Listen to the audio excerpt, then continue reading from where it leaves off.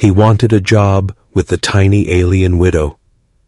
But she whispered, "Be a father, not a worker." Jackson Hale walked across the wooden bridge that led to the far edge of Colony 7, his boots echoing softly under the gray morning sky. He held a small resume chip in his hand, gripping it the way a starving man holds his last piece of bread. He needed a job, any job, even if it was one that nobody else wanted. People had warned him, "Don't go to the tiny widow's house." Others whispered, "She doesn't hire humans."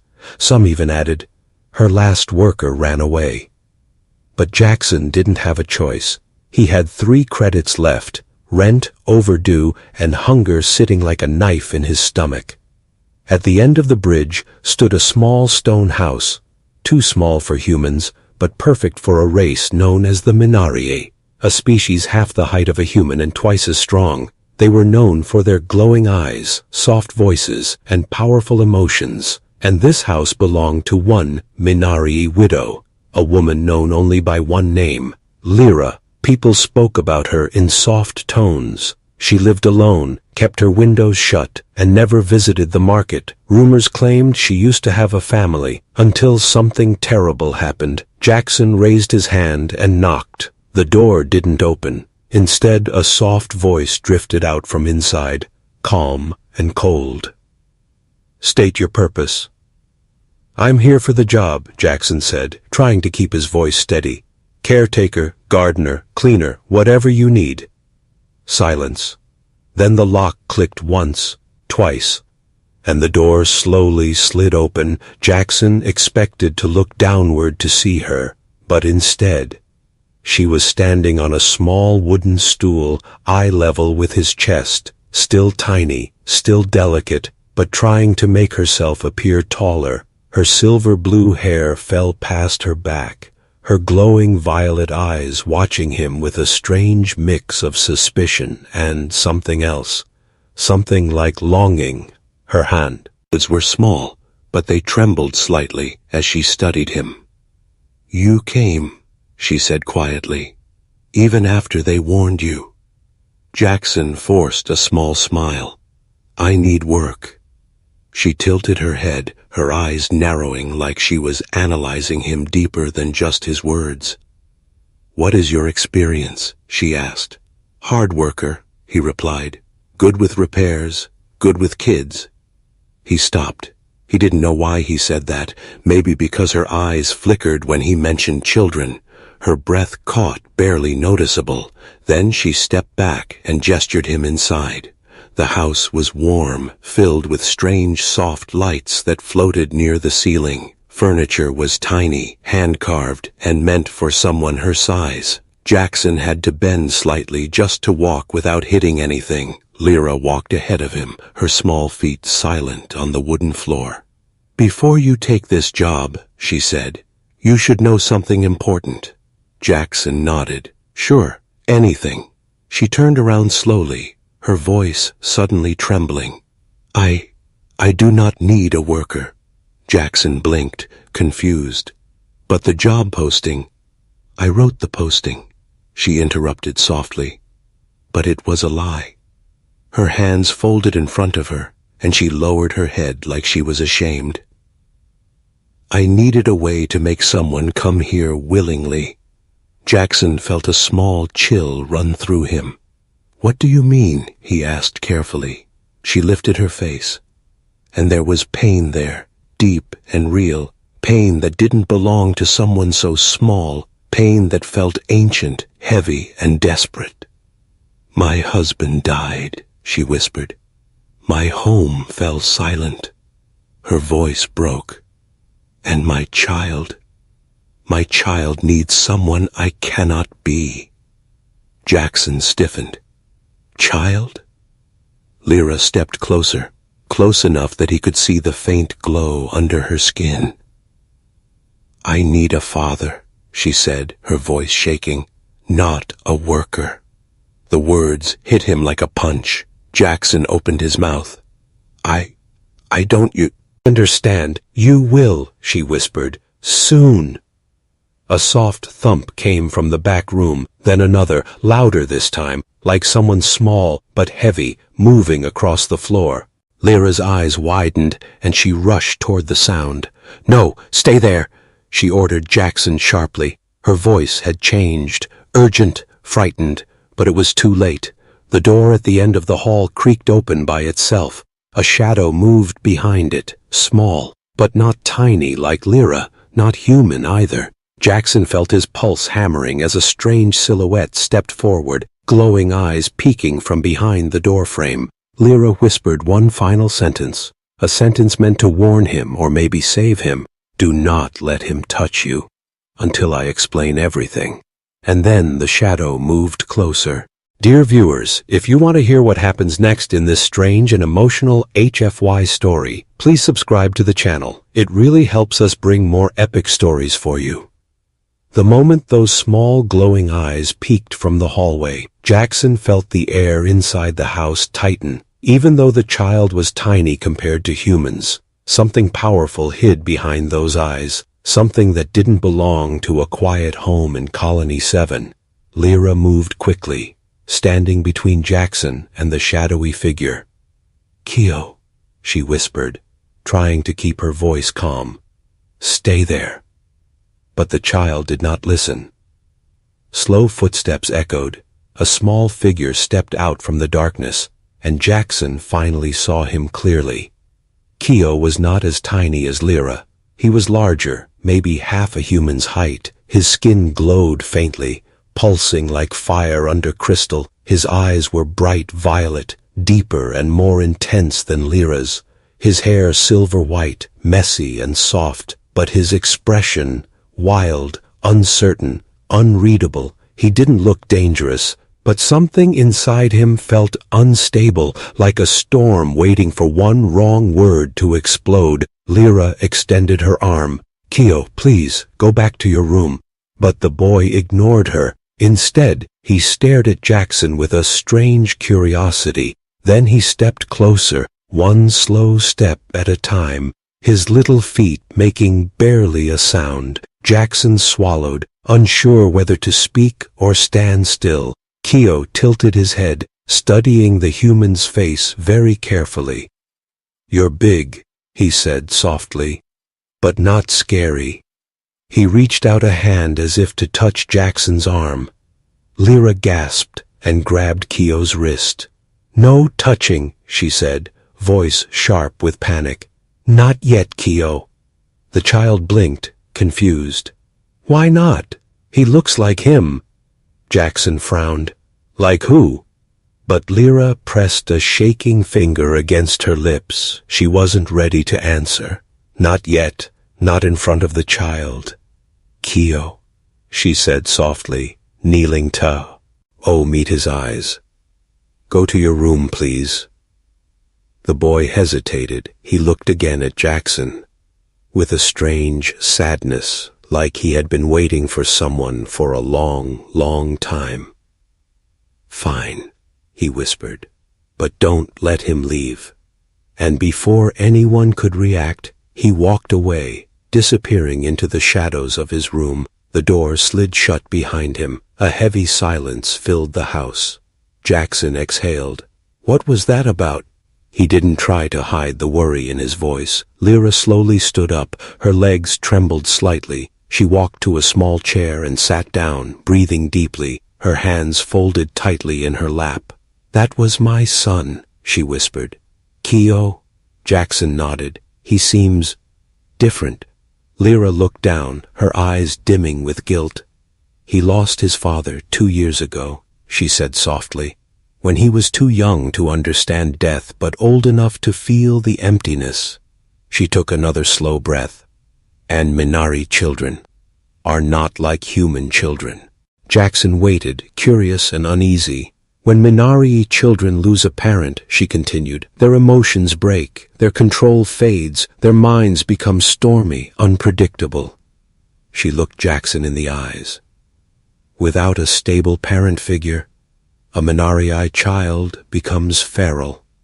Jackson stiffened. "Feral? As in wild?" he asked. Lyra nodded slowly. Yes, wild, violent, unstoppable. Her voice cracked. I have held him back for 2 years alone. Her hands trembled harder now. But I am not enough. I cannot calm him. I cannot heal him. Jackson sat across from her, leaning forward slightly. What does he need? He asked gently. Lyra swallowed hard, then whispered the truth she had been hiding. He needs someone to imprint on. Jackson blinked. Imprint? Yes, she said. A Minari child must choose a guardian, a parent, to anchor their emotions, to guide their mind. Her voice dropped lower. If they fail to imprint by a certain age, the child's mind collapses into madness. Jackson felt cold inside. And you think he might imprint on me? He asked cautiously. Lyra didn't answer at first, but her silence was louder than words. Finally she whispered, He already sensed something in you. Her eyes lifted slowly. When he said, you look like him, he meant my late husband. Jackson stiffened. He had never seen the man. How could he look like him? Lyra wiped her eyes quickly, trying to hide her grief. He is not talking about your face, she whispered. Minari children sense presence, energy, calmness. She took a shaky breath. And Kyo felt something in you that he has not felt in years. Jackson leaned back, stunned. So, that's why you posted the job? He asked quietly. Yes, she said. I lied. Her voice was heavy with guilt. I needed someone who wouldn't run away the moment they heard the truth. The house creaked softly. The glowing lights dimmed slightly, as if the whole use itself shared Lyra's sadness. Jackson rubbed his forehead, trying to understand the situation. So, if he touches me, he might imprint? Yes, she said, instantly. And if he imprints, you become what he needs. She hesitated. A father. Jackson felt the weight of the word fall on his shoulders. Father, he had never imagined himself as one. Not like this, not in an alien home with a glowing-eyed child. Lyra, he said slowly, are you sure I'm the right person?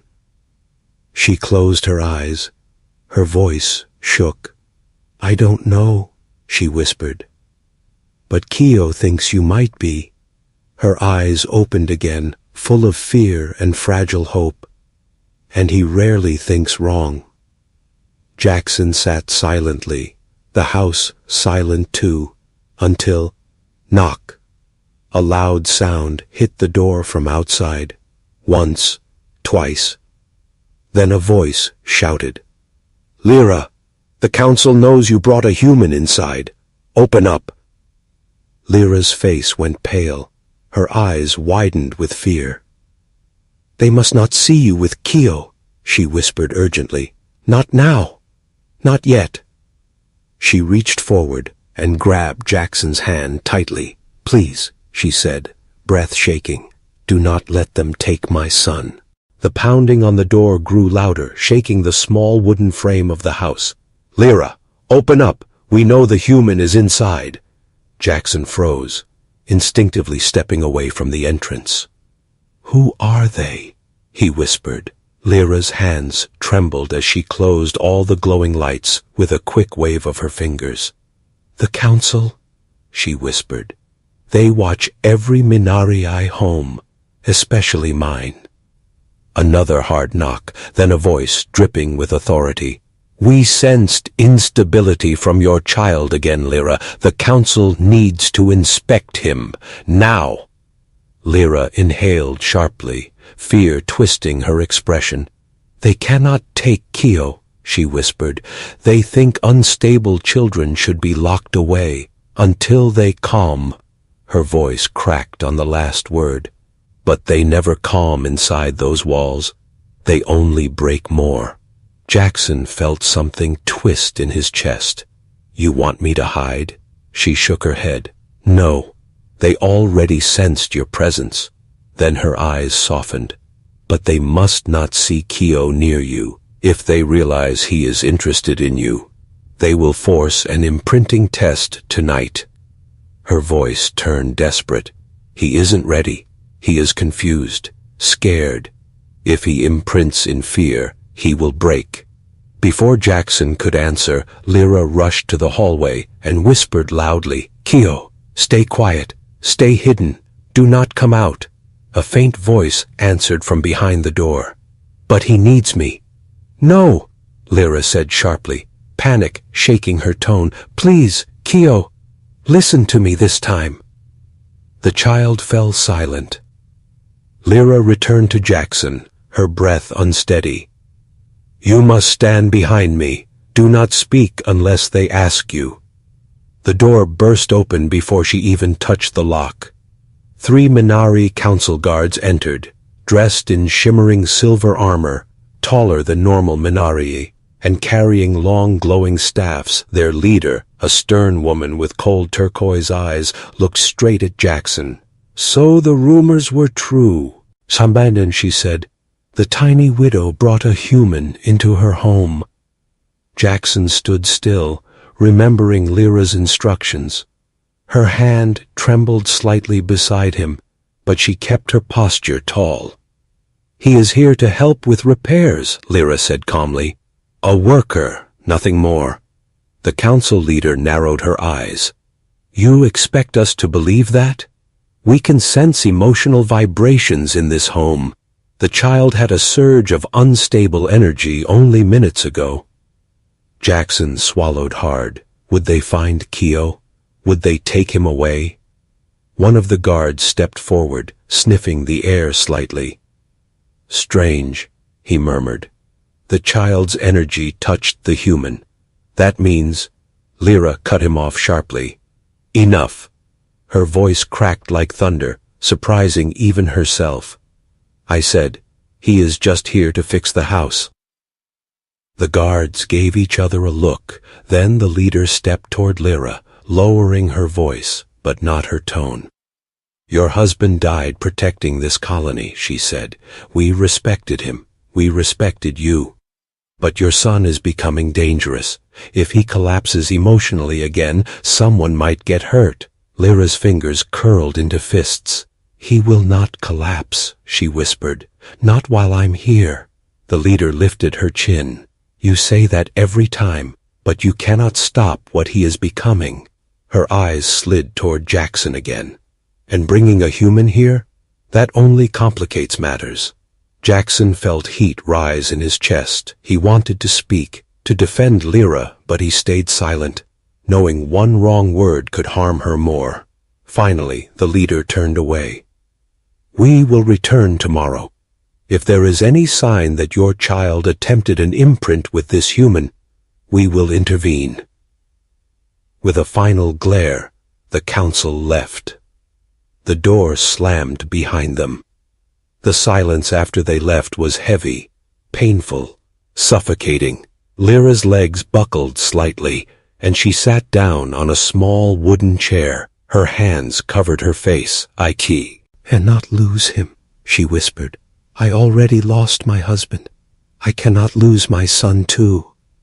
Jackson moved closer, gently crouching down. What happened to your husband, Lyra? He asked softly. She lowered her hands slowly, her eyes shining with grief. My husband, Ryan, was brave, she said, voice trembling. He fought creatures outside the colony's walls, monsters that feed on energy. That night, one creature slipped through. Her breath shook as she continued. He pushed me and Kyo behind a barrier. He fought the creature alone. And saved us. A single tear rolled down her cheek. He died before the sun rose.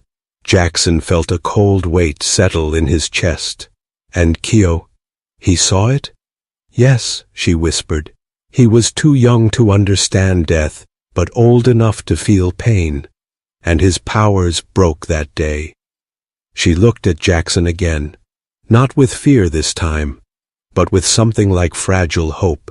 You calmed him today, she said. Without words, without effort, she touched her chest lightly. His energy reached for yours. That means something. Jackson swallowed, unsure what to say. But Lyra, he said softly, I'm just a stranger. She shook her head. No, you are something more. Kyo feels it. I feel it. Her voice softened. My husband was strong, but he was gentle. You have that same quiet strength. Jackson looked down, conflicted. He wasn't sure he could fill the shadow of another man, especially a dead hero. Just then, the hallway door creaked open again, small footsteps echoed. Kyo stepped out, his glowing eyes fixed on Jackson. He walked closer, silent, slow, determined. Lyra gasped, Kyo, I told you to stay in your room. The child ignored her and stood just a few feet from Jackson. His voice was calm but filled with certainty. Mother, he said, he's the one. Jackson's breath caught. The one. What? He asked. Kyo's answer was soft but strong. The one who can save me. Then he reached his small, glowing hand toward Jackson, and this time, he didn't stop walking. Kyo's small, glowing hand reached toward Jackson with slow, steady steps, too steady, too cert. Ein. Jackson felt his heartbeat thundering in his ears. Lyra's breath caught like she had been stabbed. Kyo, stop! You are not ready! But the child did not stop. His bright, violet eyes locked onto Jackson's, and in them Jackson saw something powerful. Fear, need, loneliness, and a strange hope mixed together. Kyo, Jackson whispered gently, what are you doing? The child stood only inches away now. A soft glow pulsed from his tiny hands. I can feel it, Kyo said softly. You're calm and warm, like him. Jackson's chest tightened. Like your father? He asked. Kyo nodded once, slowly. You can hold me together. Mother can't. She tries, but she's breaking too. Those words hit Lyra like a blade. Kyo, don't say that, she whispered, voice shaking. But the boy turned to her with sad, glowing eyes. It's true, Mother. You cry when you think I'm asleep. Lyra covered her mouth. Her whole body trembled. Before anything else could happen, Kyo lifted his hand higher, reaching for Jackson's chest. That single touch could trigger imprinting instantly. No! Lyra screamed, rushing forward. She grabbed Kyo's arm just before he touched Jackson, pulling him back with surprising strength for her small size. Kyo let out a sharp cry, not in pain, but in confusion and heartbreak. Why? He asked her, his voice cracking. Why can't I choose him? Why can't he help me? Lyra kneeled and held his arms tightly. Because you are not ready, she whispered. Imprinting is forever, Kyo. You cannot undo it. If you choose without understanding, you will hurt him. Kyo stared at her, tears glowing faintly in his eyes. I'm already hurting, he whispered. I don't want to be broken anymore. The room went silent, painfully silent. Jackson felt something twist inside him, watching the small alien boy struggle to breathe through emotion. Lyra gently guided Kyo back into his room, whispering soothing, words only he could understand. When she returned, her face was pale, her eyes red, her hands shaking. She sat down heavily. "You see now," she whispered to Jackson, "why I needed help." Jackson nodded slowly. "He's scared, lonely. He's trying his best." Then he looked at her with honest eyes. "Lyra, are you scared too?" She hesitated. Then she nodded. "Yes," she whispered, "terrified. Every day." Lyra took a deep breath and tried to steady herself. Imprinting is not simple, Jackson. It merges the child's emotions with the guardian's energy. If the guardian is not ready, the child becomes unstable. If the child is unstable, the guardian suffers. Jackson frowned. "Suffers? How?" Lyra hesitated again, her voice lowered to a whisper. Humans often faint. Some lose memory. Some lose themselves." Jackson stared at the floor. This was heavier than he ever imagined. Then Lyra added quietly, "And if the imprint fails completely, Kyo's mind collapses." The words felt like ice. Jackson leaned back, his breath unsteady. "So why does he think I'm the one?" Lyra looked down, twisting a small blue cloth in her hands. "Because Minari children sense hearts, not faces," she whispered. "They feel intention more than words. They see emotion more than appearance. And Kyo felt warmth from you, the moment you entered our home." Jackson felt a tightness in his throat. He wasn't sure why. Maybe because the boy's desperation reminded him of his own childhood. But before he could speak, 3 sharp knocks hit the window. Lyra jumped. Jackson stepped toward her protectively. A shadow moved outside. Then, a tall Minari woman stepped into view. Her skin glowed bright blue, and her dress shimmered like flowing water. Her eyes sharp, judgmental. Lyra stiffened. "Oh no," she whispered. "It's Mayra." Jackson frowned. "Who is she?" Lyra swallowed. She lost her husband too. She believes no human should be near a Minari child. She thinks humans are unstable and dangerous." Before Lyra could say more, Mayra opened the door without permission and stepped inside with authority. Her eyes scanned the room until they landed on Jackson.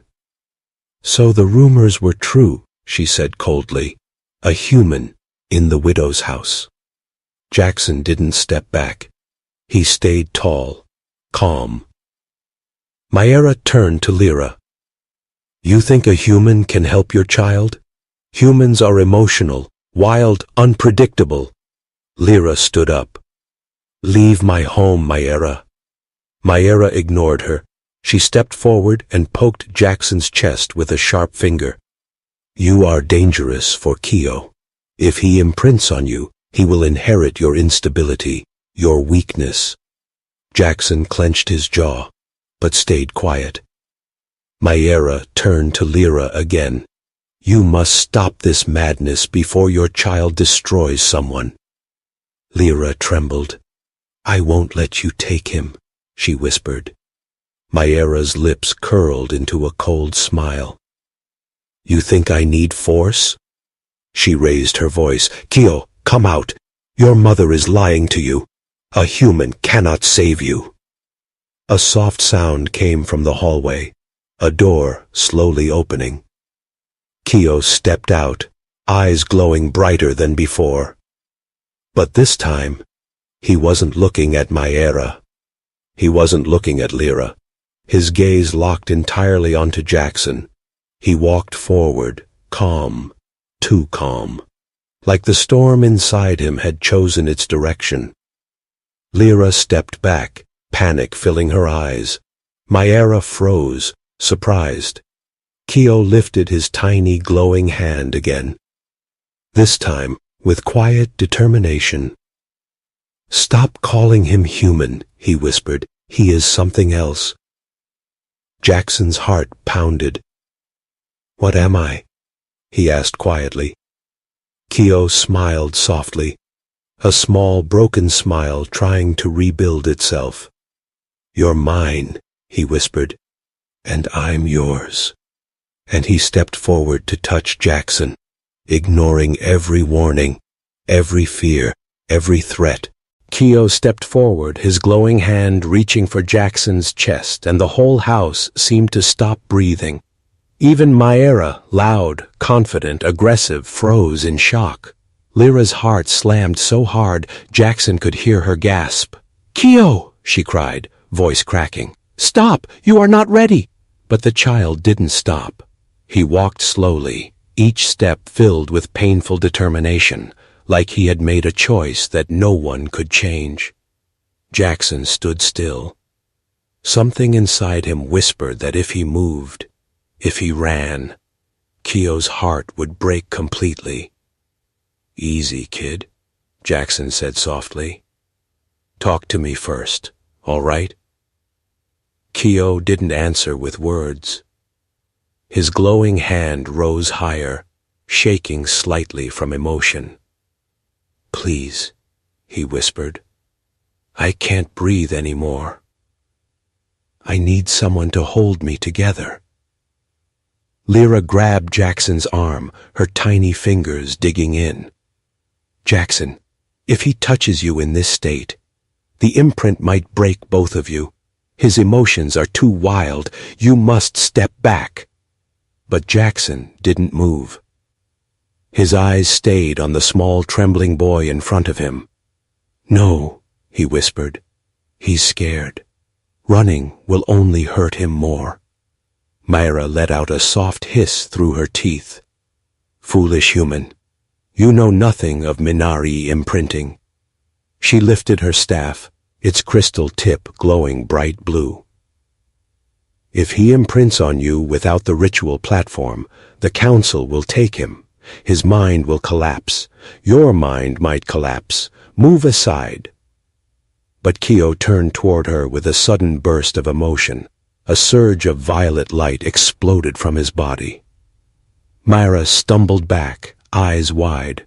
"He's unstable, more unstable than I thought." The ground shook lightly. The glowing orbs on the ceiling flickered. A soft hum vibrated through the walls. Kyo's sadness twisted into panic. "Don't let them take me again," he cried. His voice was so young, so small, yet filled with unbearable fear. "Again?" Jackson whispered. "They tried before." Lyra's face tightened with pain. "After Rion died, they tried to remove him. I fought them. I hid him. I begged them to give me time. They refused." Kyo's breathing grew harder, small gasps, painful gasps, his energy spiraling. Jackson stepped forward, ignoring Mayra's shouts. "Kyo, look at me," he said firmly. "I'm here. You're not alone." Kyo looked up, teary violet eyes glowing. "Then don't leave." Those 3 words hit deeper than any blade, but before Jackson could touch the child, the house suddenly dimmed. A distant, chilling howl echoed from the outside. Lyra's face drained of color. Her voice trembled. "No, not now. Not again." Mayra's eyes widened. "That sound. That creature cannot be here. The barrier." Another howl, closer this time. Jackson's skin prickled. "What creature?" he asked. Lyra whispered the name like it was death itself. "An Arovek." Jackson felt his stomach tighten. He remembered the story. The monster that killed Lyra's husband. Mayra rushed to the window, her staff glowing bright blue. "It breached the colony's wall. It senses unstable Minari energy. It's coming for the child." Kyo gasped and took a step back. "No, no, not that thing." Violet sparks crackled around him uncontrollably. Lyra grabbed him, holding his small shoulders tight. "Keo, breathe. Look at me, my child. You're safe. I'm here." The howl echoed again, so close now that the window shook. Jackson grabbed the closest object, a wooden tool. It wasn't much, but his instinct screamed that something dangerous was coming. Mayra glared at Jackson. "If that creature enters, you'll die first." Her tone was harsh, but there was fear in it too. Lyra's voice trembled. "We must get to the ritual platform. It's the only place where his emotions can be guided." Mayra shook her head. "Outside? With the Arovek roaming? Are you mad?" Lyra turned to Jackson, her eyes full of fear and trust. "Jackson, Keo listens to you. If you speak, he will follow. If you lead, he will not panic." Jackson blinked, surprised. "Me? Why me?" Mayra answered bitterly. "Because the child has already chosen you, whether you accept it or not." The house lights flickered again. The Arovek roared so close that dust fell from the ceiling. Keo began crying. "Mother, it's coming." Lyra held him close but whispered to Jackson, "We must move, now. The ritual platform is behind the house. We can imprint him safely there. He needs you with him, but you must stay calm." Jackson took a breath, a deep, steady breath. He looked at the trembling child. He looked at the terrified mother. He looked at the hostile but afraid Mayra. And he stepped forward. "All right," he said, voice firm. "Let's get the kid to safety." Keo looked up, tears glowing like small stars. "You'll stay with me?" Jackson didn't hesitate. "I'm not going anywhere." Another roar, this one right outside the door. The wood cracked. The walls shook. The lights dimmed completely. Lyra gasped. "It's here!" The door tore open, not slowly, not gently, ripped by enormous claws. A massive black silhouette filled the doorway. Eyes, burning red, breathing heavy and hungry. The Arovek had come for Keo. Keo screamed, and his glowing hand reached for Jackson again. But this time, Jackson grabbed it first. The moment Jackson grabbed Keo's glowing hand, the entire world shifted. A sudden wave of heat shot up Jackson's arm. Not burning, not painful, but heavy, powerful, alive.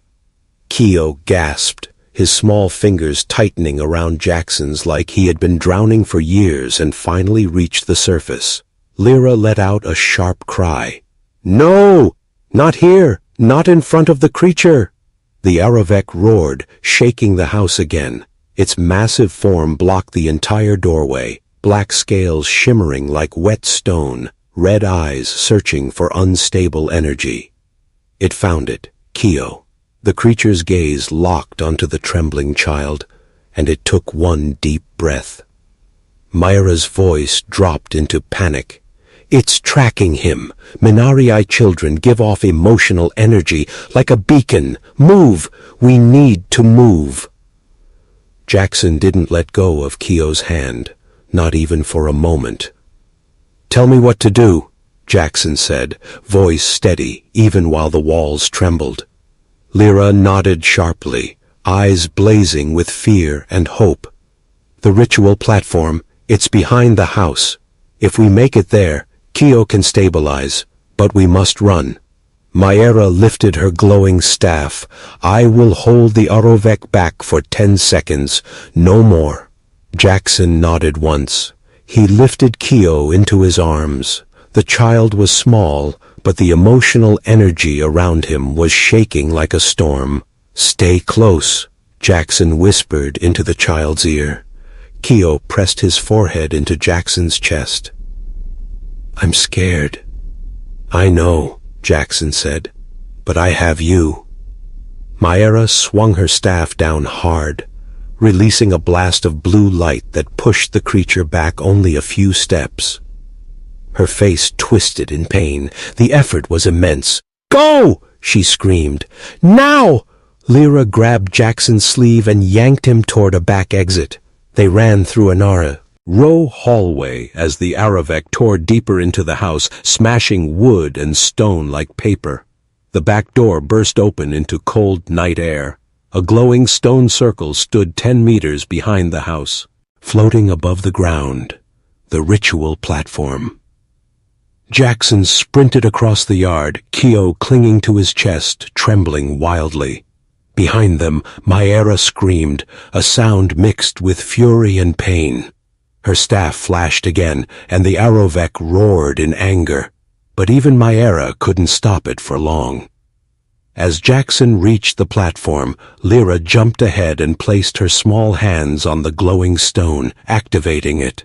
Symbols lit up the air, violet, blue, and silver, swirling like liquid light. "Put him in the center," Lyra cried, voice cracking. Jackson stepped onto the floating stone, the air humming under his feet. Keo's shaking grew stronger, glowing cracks of violet energy flickering across his skin. "He's losing control," Lyra shouted. Keo pushed his face into Jackson's chest. "It hurts. It hurts so much." Jackson knelt, holding him tight. "It's okay, kid. I'm here. I'm not going anywhere." The ritual symbols reacted instantly. A beam of light connected Jackson's chest to Keo's glowing hands. Lyra placed her palms forward. "Keo, listen to me," she whispered gently. "You must let your heart rest. Let Jackson steady you." Keo looked up at the human holding him, his glowing eyes full of pain and hope. "You won't leave? Ever?" Jackson swallowed hard. "No, never." Those words triggered everything. A violent flash of violet energy shot upward, not an explosion, but a release. Like a dam breaking after years of pressure. Keo screamed. Jackson gritted his teeth as energy surged through him. His ears rang, his vision blurred, his heartbeat faltered. But he didn't let go. He held the child tighter, even when his body shook from the force, even when his arms felt numb, even when his mind swirled with strange emotions not his own. Memories flickered in his mind. Not his memories. Keo's. Loneliness. Fear. A father's last smile. A mother's desperate tears. A child waiting, waiting, waiting, fool, or someone who never returned. Jackson gasped as his breath returned. The connection deepened. Not pain, not fear, but warmth. Keo went silent. His body relaxed. His glowing cracks faded. The platform glowed brighter. Complete. The imprint had fully formed. Lyra collapsed to her knees, tears streaming down her face. He did it. Oh, stars. He did it. But Jackson wasn't celebrating, because the ritual wasn't over. A sudden violent roar echoed behind them. The Aravek had broken through the house and was sprinting toward them. Mayra stumbled into view, bleeding from the forehead. "Move! Get the child down! The creature will break the platform!" But as the Aravek leaped forward, something impossible happened. Keo stepped off the platform, stood in front of Jackson, and raised his tiny hand. A violet barrier erupted around them, strong, pure, and perfectly controlled. Lyra gasped. He stabilized already. Mayra stared in disbelief. That's impossible. A child cannot control their power so fast. But Keo wasn't looking at them. He was looking at the monster. His voice was soft but powerful. "You hurt my father," he whispered. "But you won't hurt him." He looked at Jackson. Jackson froze. Something had changed in the boy's eyes. Something deep, permanent, unbreakable. "You are my father now," Keo said, and the Aravek roared again, charging at them with a final killing strike. Jackson stepped forward, not away from danger, but toward it. "Then it's my turn," he said quietly, "to protect you." The Aravek charged with a deafening roar, ripping through the night air like a monster made of hunger and hate. Its claws sliced the ground as it sprinted toward the glowing barrier. Lyra screamed, "Keo, drop the shield! Come to me!" But the child didn't move. His tiny body stood firm in front of Jackson, glowing like a small violet star against the darkness.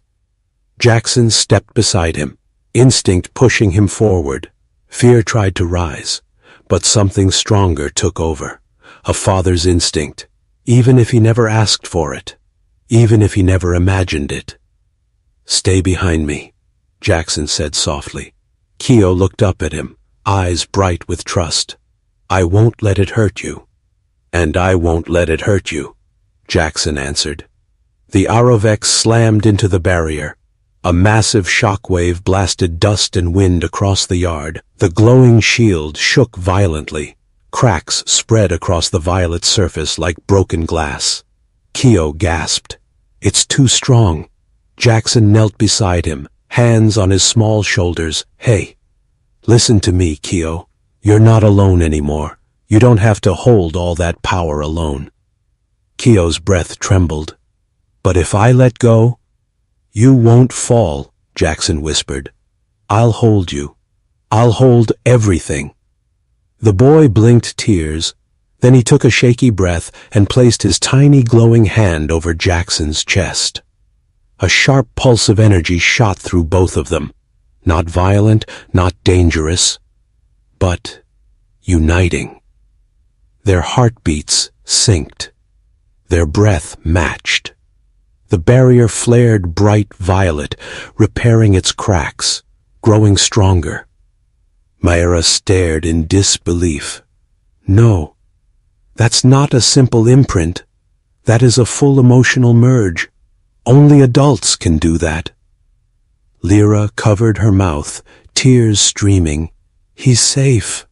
For the first time, he's really safe."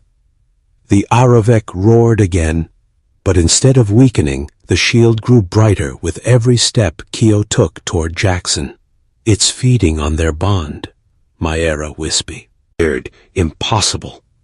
The creature leaped one last time. The shield exploded outward, blasting the Aravek back into the trees. It hit the ground with a heavy thud, dazed. The barrier faded, leaving the small glowing child and the human man standing alone in the moonlight. The Aravek rose again, shaking its massive head, ready for another strike. But Keo stepped forward, his voice calm, steady, filled with new strength. "You killed my first father," he said, "but you won't touch the one I chose." The creature snarled, but Keo lifted both hands. A pulse of violet power shot forward.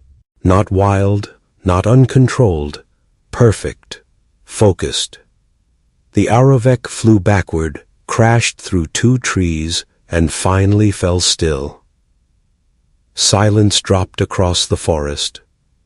Even the wind seemed to stop to watch the child who had finally become whole. Keo wobbled, exhausted. Jackson caught him before he fell. "You did good, kid," Jackson whispered, holding him close. Keo pressed his face into Jackson's chest. "I couldn't do it without you, Father." The words hit Jackson deep, like something he lost long ago had just been given back. Lyra ran toward them, falling to her knees beside Jackson, arms trembling as she touched Keo's back. "My son," she whispered. "You're safe. You're finally safe." Keo opened his eyes tiredly. "I'm safe because you found him, Mother."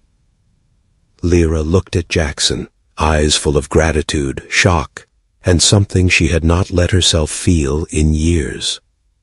Hope. Myra approached slowly, her face softer now. "Human," she said quietly, "you saved a child from collapse, and you survived an imprint that should have broken you."